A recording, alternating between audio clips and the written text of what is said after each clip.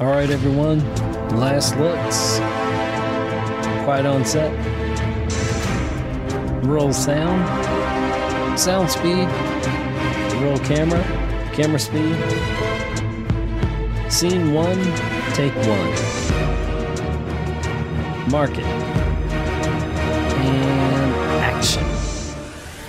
Hi, I'm Ed, the host of Savannah on Film, and we explore the economic and cultural impact and values of the film industry in Savannah through conversations with people who work in the industry and related fields.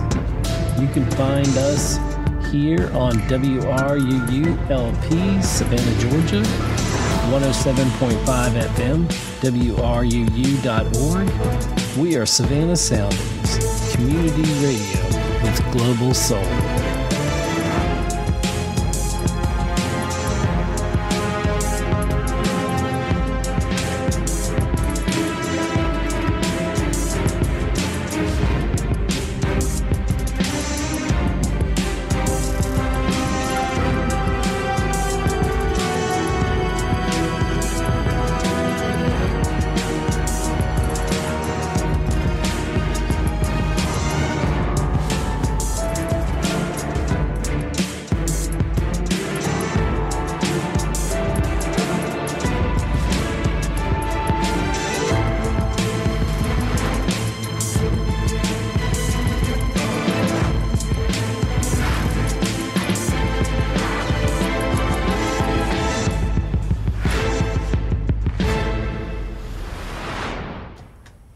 Hello, everyone, and I am your host, Ed Susevich, here with a very special guest today here on Savannah on Film. Our purpose is to explore the economic and cultural impact and values of the film industry in Savannah through conversations with people who work in the industry and related fields. We are here on WRUU 107.5 FM, LP, Savannah Soundings, community radio with global soul. And our guest today is a good friend, John Deifer. Welcome to the show, Don. Don, I called you Don. Yeah, it's John. John. That's okay. That's my screen name. That's your screen name. That's your club name. Really. Well, thank you, Ed. I'm glad to. Thank you, Frank. I'm glad you're here. Invited me. Frank. Really. I'll be Frank today. Okay. So I love live radio, don't you? Yeah. Let's see. John is a famous John Deifer. Deifer. Okay, thank you. To Deifer. To Deifer. John is a famous background actor in many films. We tallied about 50. That's, I think, where we lost count there. Yeah. You have seen this gentleman with his signature long, ZZ Top-like white beard, looking like Gandalf from Lord of the Rings. He's a true acting wizard, as so to speak. In fact, some might say that your film or TV show is not truly a Savannah production without John's familiar face somewhere in the mix. John is also a strong supporter of production safety awareness, or PSA. As you know, it's quite important on a film set, especially since the untimely demise of Sarah Jones. John tries to remind us how important safety on set is, and he is also a very down-to-earth individual who many look to for inspiration. John, once again, welcome to the show. Thank you, Frank. Thank you, Gerald. Yeah. We'll just change up names all day. Really, it's acting. It's happening. So, first off, before we start going over things, what a tremendous response we've had on social media when I announced that you were going to be the guest. You're a very popular individual, sir. Shameless self-promotion. Shameless self-promotion there. And we'll have more of that later. No. But let's just look at your filmography and jump in anytime you want to here. We're not going to go through all 50 films, but just some of the highlights in your acting career as an actor and also a background actor. We're going to go back to 2010, The Conspirator. It was an uncredited role. Right. You played General James A. Eakin. Yes, okay. It was the beginning of everything. That was the first movie after I retired, and didn't know anything about movies, never been in plays, anything like that in high school or college and that. And I just happened to see an ad in the paper. This was before Facebook, if you could believe it. Yes, I remember a time before that. I just don't know how we survived. Really, really. How did we communicate? I know. Well, hard to believe, but by dial phones. I'm going to call you up. I'm going to send this letter. Right. Wait 2 weeks. Right. Whatever. Well, for the casting, each day for your call time, you would have to call into a number, a telephone number, and there'd be a recording. Generals report at such and such time. Townspeople report. It's such and such. And so you're sitting on the phone for an hour trying to get through, waiting.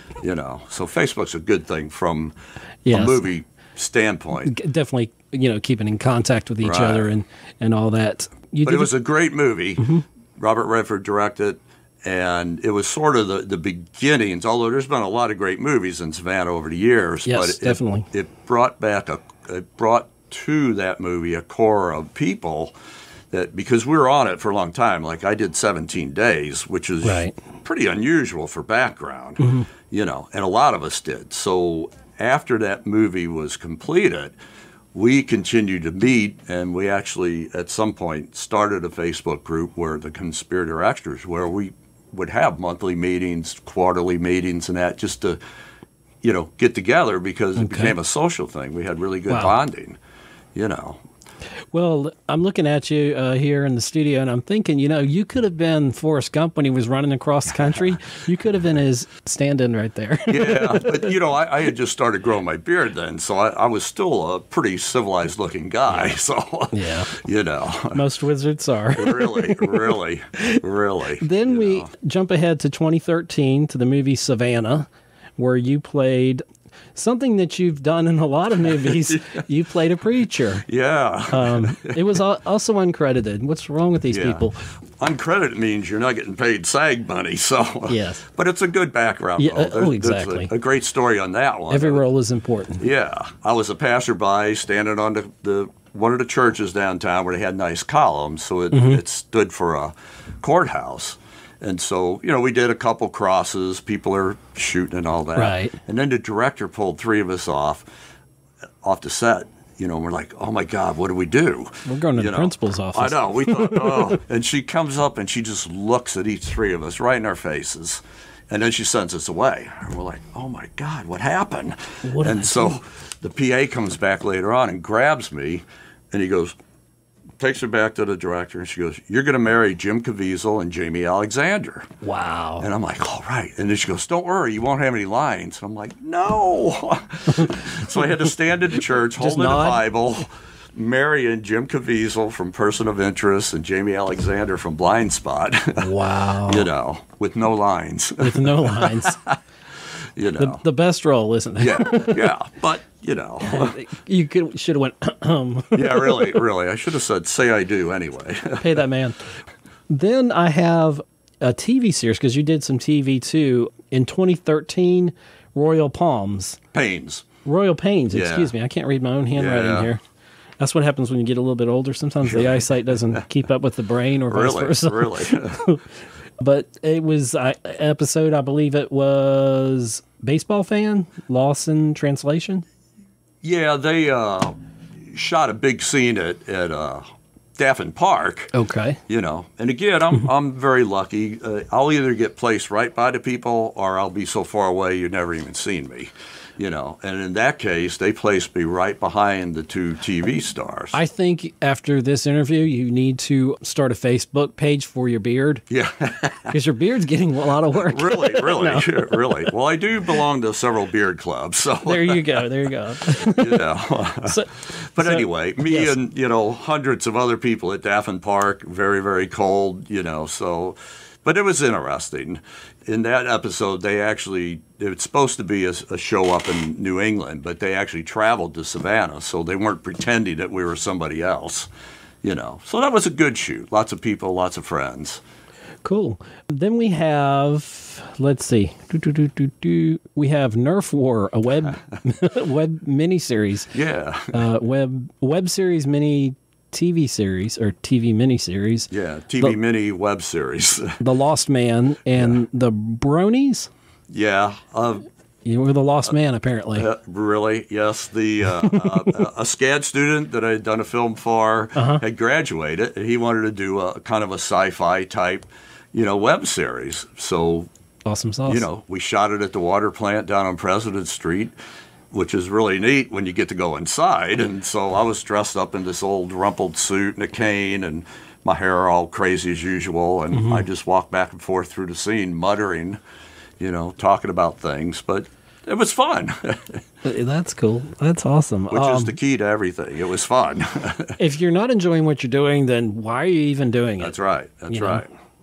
Well, also in 2013, that was a busy year for you, sir. I mean, the next one is The Sacrament, where you were an uncredited role, but you were Eden Parish follower. Yeah, it was a kind of a loose take of the Jim Jones story. Oh dear! For people that can remember way back, where they fed his followers Kool-Aid that was laced with cyanide. So it turned out to be a really interesting movie, and a famous horror movie directed it. I can't think of Ty West. I'm not sure, but anyway, it was Bob. Yeah, Bob. We're just making up names. Really? No. but it was fun. Again, another one laying out in the field with Alka-Seltzer and water in your mouth waiting to foam when the camera came by. So you're always doing something different, as a background person. Then you were in this tiny movie that no one's probably ever heard of in 2013, The Hunger Games: Catching Fire. Yeah. Actually, I worked 7 or 8 days on Catching Fire and came back and then worked 2 days on The Sacrament. So they were actually filmed in 2012, but that's when they came out. But, interesting. Yeah. And you were District 12 hob vendor / rioter. Yeah, / coal miner, but yeah, very, very interesting. You did a lot of work on that. Yeah, so. In 2012, because you say I did a lot of work, but 2009 I worked 17 days. 2010 I worked 1 day, and I had to travel north of Charleston. Wow, there was nothing happening here. Right. And 2011, I think that was the 1 day on Savannah. So finally I was like, okay, there's a lot of movies shooting in Atlanta. I'm going to go up. Beard was getting longer, so when I saw Catching Fire, Hunger Games, I was like, whoa, great experience. Met a lot of great people up there. Awesome. Was in a lot of stuff, great scenes, unbelievable scenes. The only one I saw, which was a great spot, in the reaping scene, they put me right next to Liam Hemsworth. So the camera shot right at us. Out of all the close-up scenes I was in, very, very featured. That was the only one that made the cut. But it was a great experience. It was a great experience. It was a great experience. So how were you at rioting? Pretty good.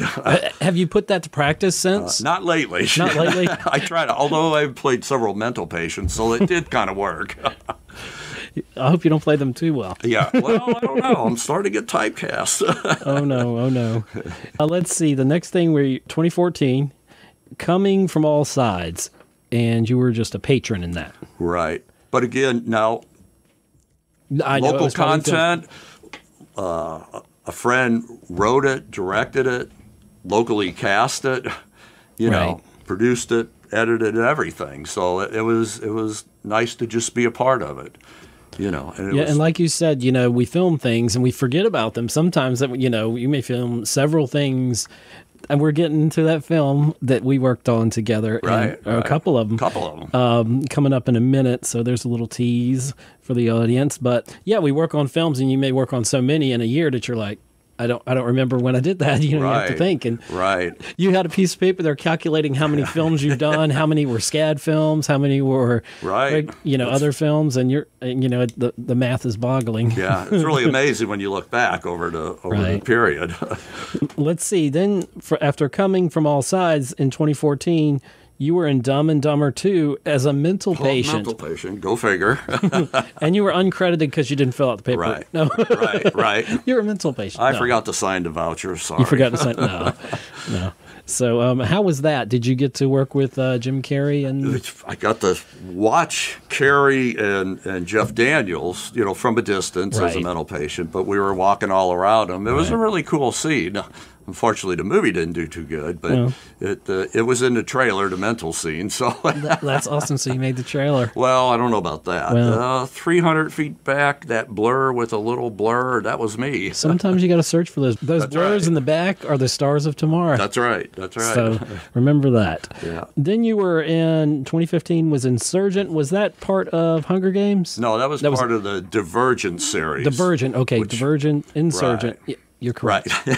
Thank you for correcting me. Really. You were a farmer. Yes. Wow. The Amities sect, which was really cool. A very futuristic scene out in the middle of nowhere in South Atlanta. Just really cool. We were the peaceful hippie group. Go figure. Go figure. And that was very good. That was one of my first long-term jobs on set in brutal heat. Brutal heat. We're having some brutal heat now. Yeah, right. And, dodging thunderstorms. They were very good. They had plans for several times we had to evacuate and muster in buildings because the lightning storms coming in. They had PAs out there that's all they did was serve water and stuff. So it was a good set from that standpoint. Okay, and then also in 2015 we had Goosebumps. The movie. My pride and joy. Your pride and joy? And why is that? Anybody that knows me has heard the story. So, well, do you want to tell a abridged version of it? I'll give it a very quick abridged version. So the casting agent put a picture out of this really goofy-looking Professor Shock. I saw it. I just pulled my hair out every which way, put a lime green shirt on, took a selfie, and I wrote, "I am Professor Shock." Sent it to him up in Atlanta. 5 minutes later, she wrote back, "You are." So anyway, they cast me for Professor Shock. I had to call my sister because I never heard of Goosebumps. I'm too old for that. I think they're coming out with a sequel, which they are. Every movie's coming out with a sequel. There's a trailer out right now. Unfortunately, they didn't use any of us monsters from the first one other than Slappy the Puppet. But it was a great shoot because being monsters, we were featured. It was as close to being a real actor with lines. We had our own hairdresser, makeup person. Wow. Did you get your own trailer? Almost. Only during fittings. So your place is right behind this trailer? That's right. Here's some cardboard. There's your privacy. I know. But talk about a hierarchy. Yeah. There was only a few times when there were regular extras. Most of the times we shot overnight, and it was just Jack Black and some of the stars, right, and the other monsters. So the few times that there were background people, there was a hierarchy. They sat over there, we sat in the middle, and then the stars sat over there.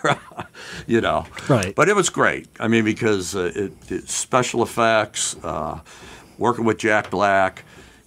How was that? It was fun. I was walking down the hall one of the first days, and my hair, I had 13 spikes in my hair, 5 in my beard, and then I had a black beard, and I was dressed up as this lab professor, and it was the first time he saw me. Blackbeard. You could be Blackbeard the pirate. I did. Right. And he looks at me, and he gives me his classic Jack Black, whoa, Whoa, okay. And so for once I was able to give a quick comeback, and I went, "You should see me when I get dressed up." Just see me when I come here. Right. So, but it was cool because we got to see special effects, green screen tricks and everything. Yeah. And after the movie was over, and during the movie, they for marketing purposes, they wrote 5 books and included the monsters and everything. So, like, my monster, Professor Shock, had 2 pages. And they had games on the internet and blah, blah. But the highlight was they flew 16 of us monsters out to the International Comic Con in San Diego back in 2014. And we got to go on stage with Jack Black and the director when Sony introduced the movie and the trailer to, at the Comic Con. So that was really cool. Unfortunately, we didn't get to see much of Comic Con because they were paying us, so they made us stay in the. Sit. Yeah, and then, lucky again, they picked 3 monsters, me, Dracula, and an alien, and they took us with Jack Black, and we went to all the evening entertainment shows, Entertainment Weekly, Entertainment Tonight, and we stood behind Jack while they were interviewing him. So that was cool. So got a lot of play out of that. Wow. Okay, then we get into 2017, a year ago, when we were sweating everything off of us. We went through the summer and we made the Suitcase Trilogy, as we call it. Yeah, really. I've had Patrick Roper on here and David Harlan Russo, who was the writer, yes. Right. And we've done the 48, and we're talking about Savior's Mule and Moss Man Cometh. Yep. And you were, once again, in your role, you were Reverend Another Lyle. Reverend. Another Reverend.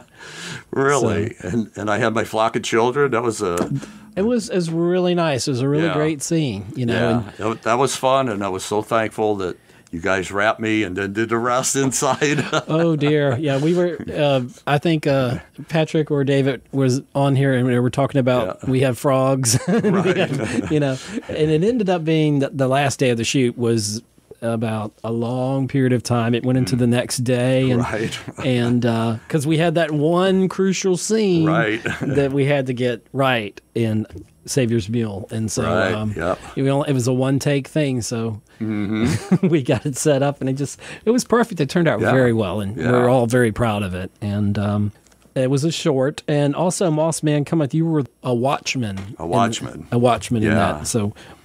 That was a great one because that was the 100-word it was. Festival. 100 words, not one less, not one more. And somehow we were able to maintain that. Yeah, that was great. There was no ums or whatever that would have thrown us off and disqualified us. Yes, and that was a brutally hot day too. Poor Patrick. Yeah, Patrick with the ghillie suit. We talked about that. I don't know how he did it. Really.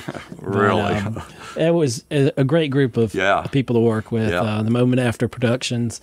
And we've done 4 films together, and I've worked with them on about 4 of them, including Cello that we had in 48, and all that. So that was a lot of fun. And that kind of ties into, which I know you got a couple more to go, but for actors, anybody that's in the business, create local content. Right. You never know what's going to happen with your content. It's very important that you create content. You follow that dream. Because if you're not booked on a movie as background or getting the lines as an actor, you need to keep being in something. Yeah, so local content's the way to go. Make your own. Because you're going to have, everybody has a unique way of looking, even at the same exact things. They have a different way of looking at it, a very unique perspective, a different voice, as it were. So exactly. And you don't know which casting director's also looking. That's true. You know, and you think it's a short that only a few people see or whatever, but we're in the world of the internet. Yeah, you just don't know. So going worldwide, like we're worldwide live right now. That's right. Yay. On 107.5 FM, WRUU.org.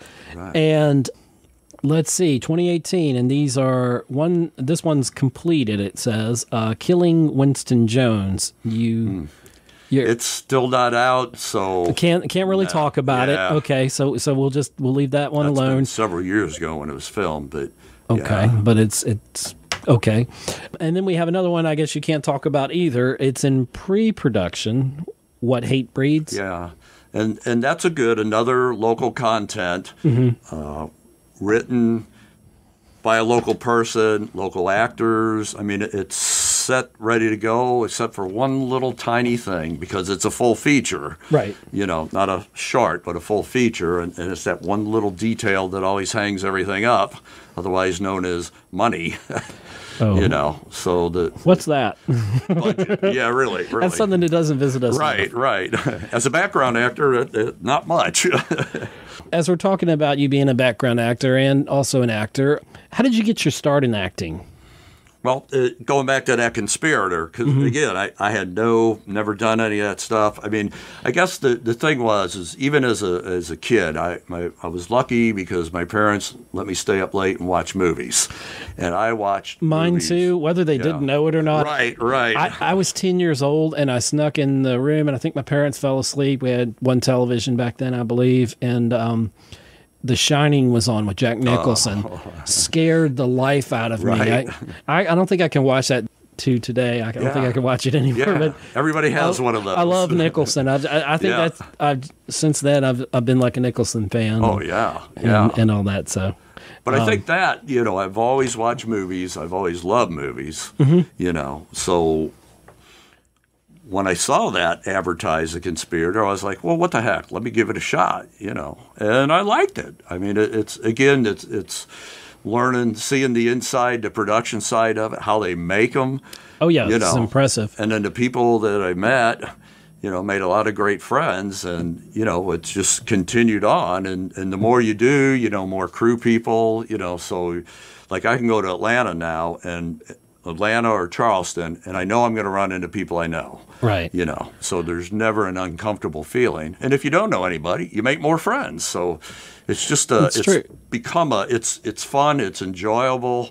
You get paid a little bit. I mean, how many jobs you're in a mini family for a while. That's right. And these are friendships, relationships. Back when I was in Georgia Film Academy at Savannah Tech. Yeah.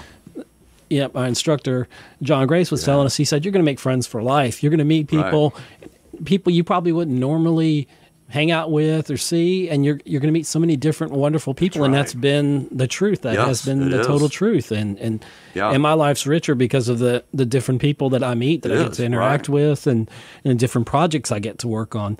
So I want to ask you, what actors inspire you? Nicholson is obviously one of my favorites. Yeah.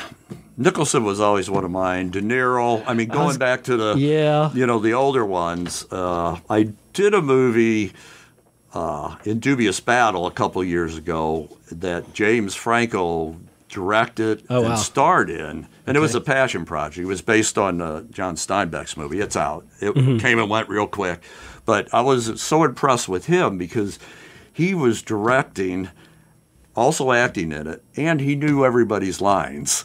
I was like, holy cow, because if somebody would goof up, he'd go and he'd spot them right off for them. Impressive. And I was impressed by that. And while we were shooting that, he would fly up to Atlanta and do a master acting class. He was on David Letterman. That shows you it's a way back. But, for a you could be person. David Letterman. Yeah, I know. He copied you. Yeah, you had the beard first. Really. Okay. If David Letterman's listening. Yeah. But any newer actors now that, are there any that just, when you see their, you don't even have to know what they're in, you're like, I'm going to see that movie? Yeah. Oh, man. For me, it's Tom Cruise. Yeah, well. Because he does his own, I respect him as a businessman. I respect him because he does his own stunts. Yeah. What he shattered his foot doing a scene in the new film that's coming out, and he has his hands in a lot of it, and he just makes good action movies. He's a good guy. Yeah, I've not met him yet. Yeah, but I've talked to people that have worked with him, and they said he is a very good guy, even the background that. But you jog my memory. Tom Hanks would definitely be a guy. Tom Hanks. Oh, whatever movie he's in, I'm going to see it. He's in this little film called Forrest Gump. Forrest Gump, yeah. It was kind of a big one. But I loved Tom Hanks. You got a good one for me. We could go on all day talking about my favorites, but he's definitely in that top tier of he's bankable, and he just makes some incredible movies. They go to him. I'm a sucker for some of those ones he did with, I can't think. You Got Mail, Meg Ryan. Yeah, Meg Ryan. Those little movies. Oh my gosh, they're a long way from that TV show, that really goofy TV show. I know. He's like Robin Williams. That was another one of my favorites. He did comedy for so long, coming up through the clubs and everything, and then he played out. When he got to 1 Hour Photo, Cy the photo guy.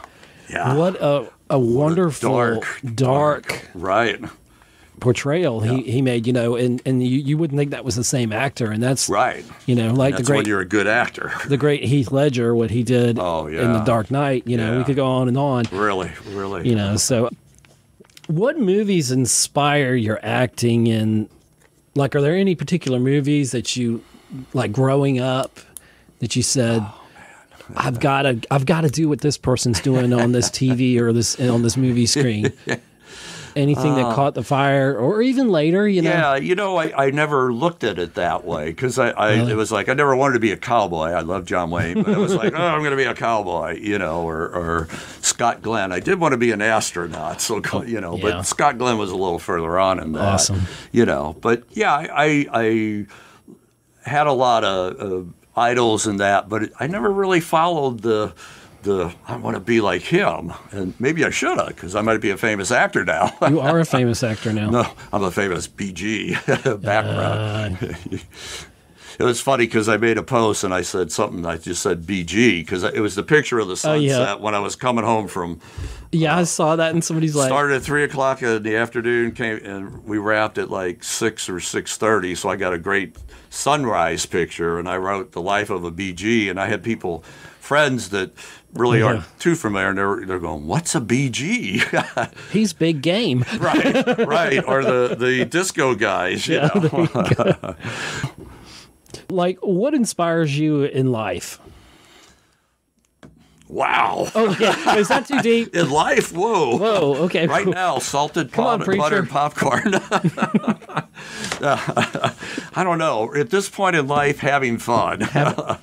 You know. I'm that way, not that I didn't have fun before, but, you know, I'm at a point where it's like, if it ain't fun, I'm not doing it, you know. So it's true. But I worked hard for many years to get to a point where, you know, you don't have to worry about work the next day and you know, doing the regular things. So I can look at things as like, if I don't want to do it, I'm not going to do it. And that's why I'm doing this. It's fun. You know, even if you're sitting on set for 16 hours, you know, you're still talking to people and, you know, meeting and having a good time. Right. You know. Okay, well, we're going to take a quick break for everybody out there, and we're going to come back with, let's see if I'll have a question. We're going to have something a little bit more serious we're talking about coming up. So everybody just hang on for a second, and we will be right back. WRUULP Savannah, Georgia, 107.5 FM, WRUU.org. We are Savannah Soundings Community Radio with Global Soul.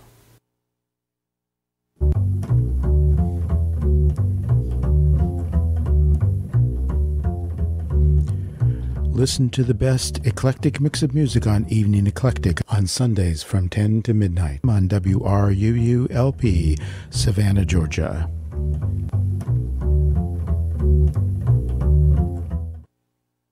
WRUU brings you the most diverse and passionate local radio programming on the air in Savannah. This all-volunteer and nonprofit community radio station accepts no money from any form of government. Our diversity and independence is made possible only through the generous financial support of listeners like you. We rely on your annual and ongoing monthly contributions to cover the many costs associated with bringing you our broadcast and web programming. If you are a contributor, thank you. If you are not yet a contributor, please show your appreciation of the role WRUU plays in your life by becoming a contributor in any amount. You can donate quickly and easily by credit card or check. Just find the donate and subscribe links at WRUU.org. Thanks for listening to and supporting WRUU. WRUULP Savannah, Georgia, 107.5 FM, WRUU.org. We are Savannah Soundings Community Radio with Global Soul. And we're back with our guest here, John. Or is it going to be John? Or who are you going to be now? I think I'm going to be Ben. You're going to be Ben? Yeah. Okay. My alter ego. Mental patient number 3. You're going to be John Deifer. Or Deifer. Deifer, because I'm a Southerner. Right. Deifer. And anyway, so let's move on. What have you learned from being a background actor? God, I've learned so much. I mean, watching the set being set up, I mean, from ground up. I compare a film set like constructing a 10-story building. You know, you got to clear the ground. You know, there's so many different people, so many different trades that come in to create the set, right, you know, before the actors come in and the background. So just a total learning of a complete learning of an industry, you know, seeing all the people come in, working the different ways they do, and then you plop in the background, set the scene, then you plop in the actors that, you know, create the movie. You know, with the dialogue in that, watching the director, the first AD, how they work the scenes, the cameramen, looking at the point of view and everything, the sound guys, Yay, love the sound department. Hanging that boom over, wading the swamps or sound speed. So, from a production standpoint, it's hard to watch a show or a movie without trying to analyze it. Well, I just saw the teaser trailer that came out for Galveston. Yeah, and going to be a great movie. It's going to be a wonderful movie. And I'm like, I remember that scene. Yeah.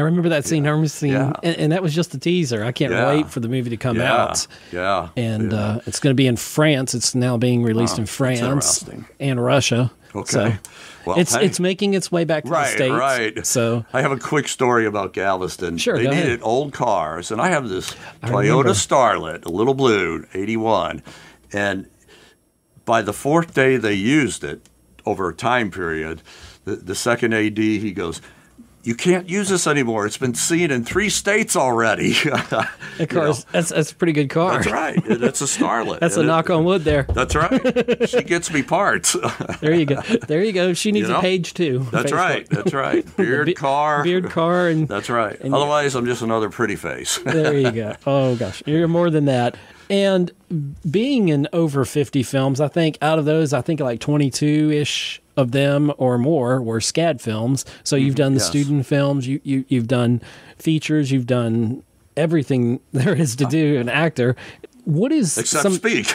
Except speak. I've spoken in SCAD films and in the shorts and that, but haven't hit the big one yet. Your day is coming. I hope. And so what advice do you have for aspiring actors, those coming up now in the process? And that would be me too. Okay. Take classes, as many as you can. Get in as much as you can. SCAD, we are so lucky to have SCAD here because there's constant student graduate films going on. So, and the Georgia Film Academy does a great job. Georgia Film Academy, if you want to get on the production side.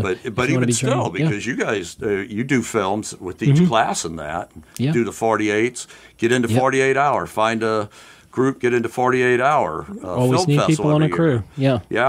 And so get in, meet people. Market yourself, too. Yes. Yeah, you definitely got to market. There's different groups that have socials. We have one called the Savannah Filmmakers. We had a social in the beginning of June where we had the extra casting people for the 2 current films going on speak, along with Beth Nelson, the Savannah Film Office director, and Bo Bowen, who's a entertainment lawyer that's in the know. There's another one, Savannah Actors Network, and they're trying to have monthly meetings where they have people come up and do little monologues and that. So there's lots of ways to get together and learn that. Right. But create content or get involved with people that are creating content, and just get your face seen. Yep, and just keep working, keep working. Right. So we're going to shift gears a little bit, and we're going to talk about safety. Sarah Jones, she was a young camera assistant that got hit by a train and unfortunately passed away, and it put a big spotlight on safety in the film industry. And of course, there was safety focus, but how do you think that her untimely demise changed the film industry? Well, to give you a little sense of my background, I had more than 30 years in the safety profession. Okay. Industry, insurance, and then almost 30 years with OSHA. So, my prior life was safety. So, people tend to refer to that as a tragic accident, but it wasn't an accident. It was a terrible incident that could have certainly been prevented. So, in my many years of investigating and reviewing fatalities, it's the same thing has happened in many industries, but it woke people up because you get complacent. Even though the Directors Guild has great safety guidelines, the unions, but if you don't follow them, something's going to happen, right. So it was a wake-up call because, for one, I don't think there was a fatality in Georgia before that. I did a search, and put a lot of stats up on our pages for that. But it woke people up because, you're not used to, usually you don't see people getting hurt on set. And, but again, it put a spotlight on it, and that's the good that comes out of a bad. You can't undo what happened, but of course. What you can do is try to prevent from happening again. So it put the spotlight on it. From then on, the first AD is supposed to be responsible for safety. Okay. Right. And after that, a lot of films that I was on, before, you may not hear the first AD talk unless there was fire or something big. But safety meetings started to happen more often, and they got more serious about it. I was on one where they shot it in Duluth on a railroad museum, sort of like the one we have here. Dead track. But this was a dead track. It couldn't go anywhere except from one end of the station to the other. And, I mean, they were so serious about it. And, all the workers were wearing vests, and the director told everybody, if you don't listen and do what we say, you will be immediately removed from the set. So it shined a spotlight. It created an awareness, and the big thing is there's a curve, and the awareness will start going down. So you got to keep it up, and that's where, even as a background, even on the last two sets I've been on, which I can't mention their names, but of course, the director or the first AD, which I was really appreciative, they told everybody, if you're not comfortable with anything on here, please tell us. We're not going to blacklist you. We want to make sure you're safe. We just want to make sure you're safe. Right. And, it's a fun job, but it needs to be safe. You can't get hurt. You can't get hurt without. I've seen near misses that could have been very tragic, And a little bit tied into that, I guess, is you're part of a PSA, Production Safety Awareness Facebook page. And there's a lot of posts you have on the page there, some of them from, of course, being safe on set to sleep deprivation of crew members, being aware of any kind of harassment in any production. And there's also OSHA compliance issues to be aware of, what could be issues, marine safety, and something that's real important now, heat safety. Especially now, heat safety. If you're filming in this area. Right. So we try to do timely posts. A lot of them are accidents that have on set that we see. Like when Tom Cruise broke his ankles, like we posted that. There was a stuntman that was on Walking Dead that fell and got killed. Yes. And that's a stuntman, a trained professional, And the heat, every year we post, and I'll post those throughout the Savannah Filmmaker pages and other pages as well, just to remind, and it's just a constant reminder. Stay in the shade when you're not on scene. Drink. You can't drink enough. Yeah, stay hydrated. Right. I think I learned that lesson the hard way. I knew better. Really. But I learned it on, what was that, Moss Man? Moss Man, yes. And I hadn't anticipated myself, and I knew better, but I just didn't do it. Right. And the heat kind of snuck up on me, and I was like, oh my gosh. You don't realize it. All of a sudden you get a little woozy. And I'm like, maybe it's just, I'm diabetic, so I thought the blood sugar was a little bit low, but then it was more heat exhaustion. Right. And I did well, but that's a lesson learned. You better believe I hydrate now. Right. I hydrate when I'm not on set. Right. Just in case. I may hydrate after this. But marine safe, what, like being on a boat or something if you're filming, or what? It's interesting because one of the guys that runs a business with boats and does marine safety, I mean, when they set up scenes where they're over water or on the water, you've got to make sure you've got life vests. How deep is the water? Is the tide coming in? Is it going out? That sounds like a Bee Gees song. Yeah, really. How deep is the water? Yeah, really. Right. I wasn't on when they did the water scenes in Catching Fire, but when they drop all the people out into the place where they kill each other, the water scene. I mean, that was a huge created set with water in that, where they had to be very, very careful because very easily to drown in there. Right. And with all the swampy scenes that we have down here, it's just another thing. Be aware. You don't want to be that sound guy that's wearing hip boots with the boom up there and watching the alligator crawl by. Oh, dear. Yeah. Yeah, I wouldn't want to have to deal with that. Right. So there's all factors, sleep deprivation. I know that I've seen a few articles on there about that. People working sometimes 20 hours and then, or whatever. They drive home and they run in it, and there's been several fatalities, not here, but across the country. And that's why we try to post things like that so people can see them. And it is real, because the common reaction is, well, it can't happen to me.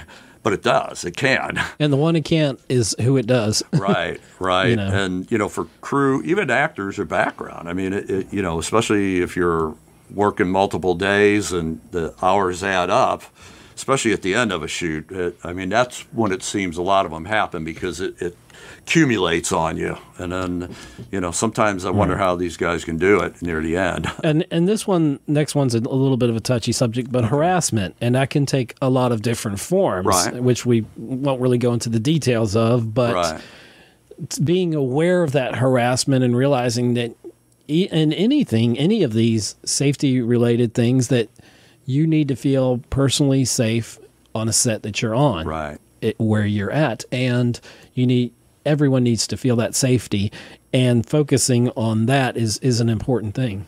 Right. It still goes down. And the issue, though, is sometimes a lot of people won't know if it's not safe, because you're relying on, the set people to tell you it's okay. Right. And that's why it's so important for that first AD to be. Yeah, and especially like if you're new to a set the first time, and you don't want to ruffle feathers, but something makes you feel uncomfortable, you need to speak to the proper people that you need to speak to. Go to your PA that's handling the background people, and tell them. But I think, watching, the sets, they're way more receptive now. Yeah, with some of the stuff that's going on in Hollywood, it's at the forefront of people's mind, just like in a lot of ways, just like Sarah Jones with her unfortunate situation. And, on the union side, the crews, they have the union. They've got 800 numbers they can call and various things, and they have other means. Even OSHA, you can call an 800 number and file a complaint, but it's such a transient set that unless it was almost imminent danger, getting out right away. But there's a lot of venues, but the worst thing that happens is not to say anything. Yeah, the silence is the worst thing. Silence is not golden in this case. And we've learned in the film industry that silence sometimes is being complicit. Right, as we have seen. Yeah, unfortunately. So you've definitely seen changes on set, even local stuff. Oh, yeah. There's more of awareness for all of those things, safety. Yeah, it is very good. You want to, like I said, you want to be able to function in atmosphere that's safe and that's respecting of everyone, of all your roles and things that you're The bottom line is you want to go home the same way you came. Start out with 10 figures, you come home with 10 figures. And sometimes that doesn't happen, unfortunately. In this world, you always have to have safety in the forefront of everything you do. I used to work for a major retailer, and I was in charge of safety at one point, and I always emphasize that safety is so important. And after Sarah Jones, we put together. We had like 2 months afterwards. We had a safety seminar, 2-hour safety seminar right away, and we had like a panel. David Harlem was on it too, and a lot of people, and just we had, I don't know, we might have had 50 or 70 people show up, but tried to get it out, and then later on that summer, in conjunction with the film office, they put on a 10-hour OSHA course. And we had a lot of people go through that. So I went through, part of the Georgia Film Academy from Savannah Tech. Yeah, you had to do that too. We went up to Atlanta, and we actually took the 8-hour course, and it was very informative. And a lot of things you wouldn't think about, and things that some of it's common sense. So, most of it is. Don't leave stuff where you're going to trip and fall over it, something that's a trip hazard. Don't plug in a drill if you're standing in water, or something, and there's less obvious things, and they showed us some of the pictures, and I don't know what country it was in, but they had all these things stacked up on a truck. You've probably seen the picture I'm talking about. You see them all the time. And I'm like, oh dear, that's a violation. What's wrong with this picture? Exactly. And and so safety very important. So let's change gears a little bit. What are your thoughts about the future of the film industry in Savannah? Where do you see it going? You see it growing, definitely. Right. Hopefully it will continue to just keep the curve is headed up, and that's the way. It's not backtracking anymore. That's good. That's good. So it probably the two biggest things, which I'm just repeating from the people in the know, is we need a studio, we need more local crew people, because that's what'll get the recurring TV series here, So like the infrastructure, we need like a sound stage per se, or the actors is that what you're saying? Yeah, a sound stage, somewhere where they can create sets. We've got, warehouses in various places where they can create little ones, but we can't do Ant-Man. We can't do these big giant ones. And whether we would get something that big, but we need a good studio and then the local people that can support it. Well, it's going to take an investment. That's a whole nother world there. Yeah. And, more and more local actors are getting roles in the local productions, which is great, And Chad Darnell, who does casting, and he's extras, and he's doing acting, and he's helped promote it a lot. And we have a lot of various... we definitely do. A lot. We have a lot of people that are greasing those wheels and making things happen in the correct, proper way. Yeah, from 2009, I mean, there was... You could barely get a class here, and now they're coming pretty often. I mean, enough that you could do one every couple months here at least. Yeah, I literally stumbled on it. It was my wife. She said, why don't you, let's go to this thing at Savannah Tech. It's about the Georgia Film Academy. Yeah. I'm like, what's that? And then I did a little research, and we went. And it's like, okay, I'm going to give this a try. And mind blown. I ended up being an intern in the sound department on Galveston as part of that class, which was awesome. Yeah, and that's what's great. They put you on the literally real every day was I was like mind blown. Right. Can't talk about it, mind blown. Can't talk about it. Right. So and totally different from what you did. And totally different, yeah. That's what's total so career neat about change. this, right? Yeah, and I've still gotten to do a lot of films in my own backyard, and how awesome is that? Right. Instead of us going to Hollywood, Hollywood's coming here. Right. Savannah is such a gorgeous, wonderful place with so many locations. I mean, you can just film pretty much anything you can think of here. Yeah. Other than the mountains, we've got it all. Yeah, well. And they could green screen that in. They could green screen some mountains in. You know, mountains grow right at the beach. That's right. They do in California. They go right to the beach. Yeah. So, do you see any kind of trends in local films? Do you see a different genre being more, or is it a little bit of everything? Yeah, I mean, obviously we're going to get good period pieces because we've got the historic look and everything. And we've already got the set built. Right, the set is there. It's been there a couple hundred years. So we've had a lot of period pieces here, which is great, except unless you're wearing that woolen pants, suit, and vest in the middle of the summer. And that's when the heat and stay hydrated comes in. But the period pieces are the most fun because you get to dress up. And it's play acting, It is. But yeah, we've had a lot of roles. We've had sci-fi movies here now. I know. So, murder mysteries. We talked on our last show to Jesse Perry, who was part of his film, The Construct, which is part of a Horizon series of movies. And you can check that out online if you'd like. And so, that's a sci-fi movie right there, And I know there's a lot of others. Every genre. Couple How about a good old Western? I don't know if we could do it. We haven't. Well, yeah, we haven't. I think we should, though. We should do a Western, and you'll probably be in it. I would hope. I could see you in it. We've got a lot of the period pieces with horses, but we need a little more instead of 1840s or 50s. How about the 1890s? There you go. Let's move a little closer with that. Yeah. I'm fine. All right. Is there anything you want to chat about? Anything that we've forgotten?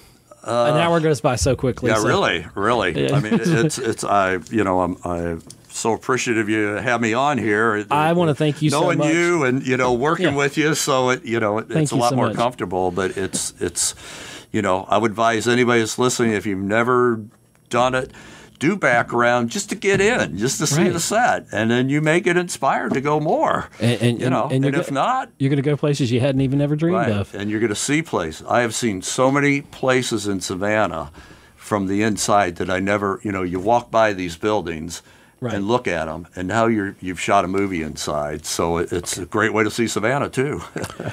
All right, John. I'm going to call you John. Is that okay? All right. Yeah, there we go. Okay, Ed. Okay, I'll be John Deifer.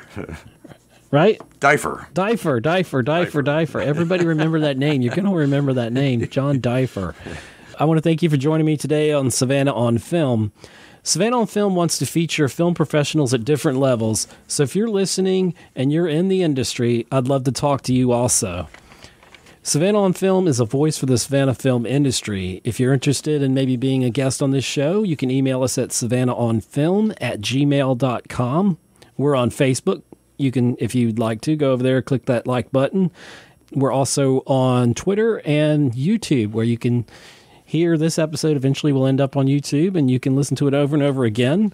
And you've been listening to Savannah on Film with your host, Ed Susevich, on WRUU 107.5 FM LP, Savannah Soundings. We are community radio with global soul.